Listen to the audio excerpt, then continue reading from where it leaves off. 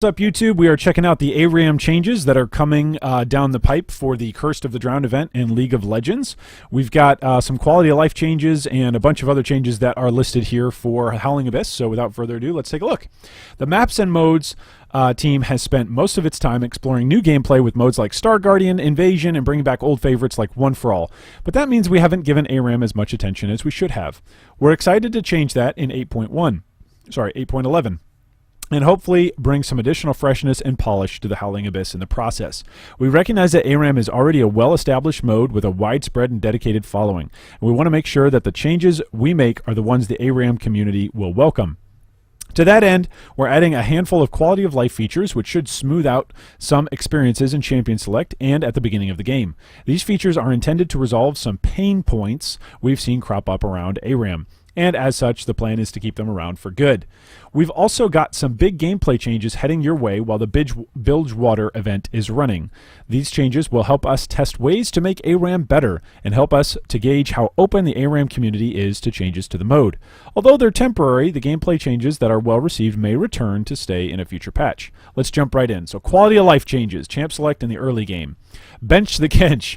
Ever watch someone re-roll your favorite champion with a trade request pending? What about re-rolling one champion only to end up with something worse? Tired of having to type in blank in chat and sit and wait just in case somebody wants to play Bard? Starting in 8.11, whenever you re-roll a champion, that champion is sent to the available champions pool, or as we'd like to call it, the bench, where your teammates or you can freely trade for it. That's pretty cool. So now if you get a champion you don't like in ARAM, you can roll it, and if you get something even worse that you don't like, hey, you can always fall back on your last option. That's pretty cool.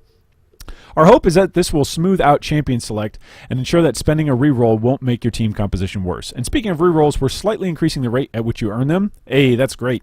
If you have no champions unlocked, you'll earn a reroll about once every 2 games, increasing based on the number of champions owned. If you own every champion, you'll earn 1 reroll each game up to a max of 2. That's awesome. That's great news for those of us that have everybody unlocked. All right, all random. At the same time, we're widening the free-to-play pool in ARAM. We're mainly doing this to make sure the game mode stays true to its random nature and to limit the impact of ARAM-only accounts. The new ARAM free-to-play pool will consist of Summoner's Rift last 3 free-to-play pools, which means it'll usually contain 42 champions. Wow, so even if you don't own champions, you can level up using ARAM accounts. That's pretty cool. Also, to celebrate Bilgewater and the launch of League's newest champion, Pike, will be available in ARAM free-to-play pool for the duration of the upcoming event. Wow, so you could have a chance to play the new champion without even buying them. That's a huge thing to be able to preview a champion like that. Riot, where's my S? So we're making some improvements to Champion Mastery on ARAM. Mastery scoring was designed primarily for Summoner's Rift, and the algorithm it uses to calculate a score on ARAM underestimates Mastery by quite a bit. As a result, it's been pretty tough to get an S on ARAM, and we're adjusting this formula in 8.11, so the performance required to get an S will be more consistent with Summoner's Rift. Smoothing out the beginning of the game. We've got a handful of other changes in the quality of life bucket too. There's now base gates at the beginning of the game, like there are on Summoner's Rift, to give players a fair start regardless of how quickly they can finish loading or buying their first items. Like Summoner's Rift, these gates will go down 15 seconds into the game. Okay, that's cool. So if you take a little bit longer to load into the game and it takes you a few seconds, you don't get killed because you ran out to the halfway brush and you loaded in a little bit slower. That's cool. You'll now begin ARAM games with 662 experience, which is the normal amount for level 3 instead of no experience. This means that it won't take nearly as long to go from 3 to 4 on ARAM in the future. That's pretty cool. That's exciting. So more powerful skills faster. That's great. We've also changed the surrender time to 8 minutes for a unanimous early vote and 12 minutes for a normal surrender vote, which is partially to make getting out of a game with a disconnected player faster. We considered enabling remake for ARAM, but it's likely that enabling remake would lead to more early disconnects and AFKs, resulting in an experience that's worse for everybody. Yeah, that's a good decision, because otherwise somebody's going to re-roll, get a champion they don't want to play, and just never connect. And there's no penalties for that. Like in ranked, there's at least some penalty, at least. Nobody really cares that much about solo queue at the moment, or flex queue, but at least there's that penalty. Whereas in ARAM, there really isn't. A Nautical Playground, event-only gameplay changes. All right, so here we go. So this is the event-only changes for the Curse of the Drowned. Let's move on to the event-only gameplay changes. There's a bunch of things we want to try, both to give the mode a unique feel during Curse of the Drowned and to get a sense of what gameplay changes would be healthy in the long term. Right now, all the changes we're about to talk about are event-only, but the things that are well-received may find their way back into the Howling Abyss permanently. So first, we've got Dark Harvest. We take a pretty light touch approach to balance in ARAM, but Dark Harvest has overperformed so strongly and so consistently, despite a small previous nerf, that it's very nearly a must-take rune. And that makes the whole process of rune selection less interesting. During Bilgewater, we'll be reducing Soul Essence from champion takedowns from 5 to 4, and Soul Essence from cannon minion kills from 4 to 2. Okay. Warmog's Armor. And while we're on the topic of a must-take, let's talk about Warmog's Armor. In a way, Warmog's breaks a core rule of ARAM by letting you heal back up to full health in a short period of time by avoiding combat. That makes it quite strong, so strong that we've seen it being built on just about every champion, even after the max health requirement was raised. As a result, we're removing Warmog's Armor from ARAM for the duration of the event. Ultimately, we're making both of these changes to test whether they make ARAM healthier and more enjoyable. Wow. All right, so what do you think? Instantly, that's already a decision I don't enjoy. I enjoy having Warmogs as a part of the strategy of ARAM. That's just me personally. That's something that it's always there as an option. You can not choose it if you don't want to, if you'd rather go more burst.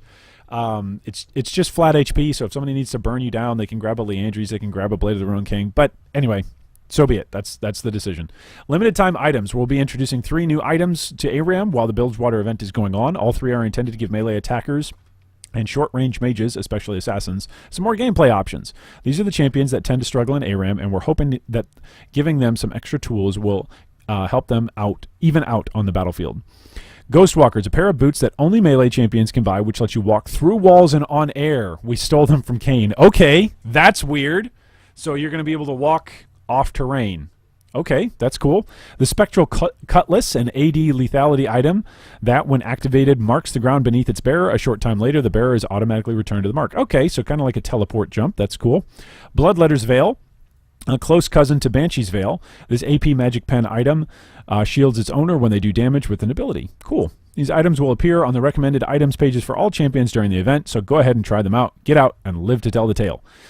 Team Health Relics. The last of the gameplay changes, but certainly not the least, is the new approach to health packs. During the event, whenever you pick up a health relic, you'll see the following. Ooh, that looks like a shiny, fun thing.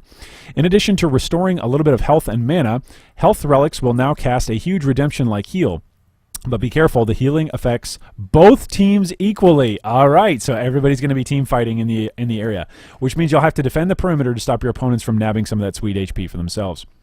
We have 2 goals with these changes. We want to let you share the health with your team, and we want to create some interesting gameplay around the health relics. We fully expect some massive team fights to break out when both teams try to sneak into the same ring. In addition, we've changed how much health and mana the relics give. They used to give a flat amount per level, about 20, but now they restore a percentage of your missing health and mana, meaning they're far more effective if you're very low on either. Cool. This is quite a large buff overall, so we increased the respawn time from 60 seconds to 90 seconds per relic. And to help you keep better track of health packs, we're now displaying their respawn timers in the jungle timer area above the scoreboard. Oh, that's cool, so you can keep track. Return to Butcher's Bridge. And finally, Butcher's Bridge is back for the duration of the Bilgewater event. All ARAM games will take place here. That's exciting. Butcher's Bridge is now several years old,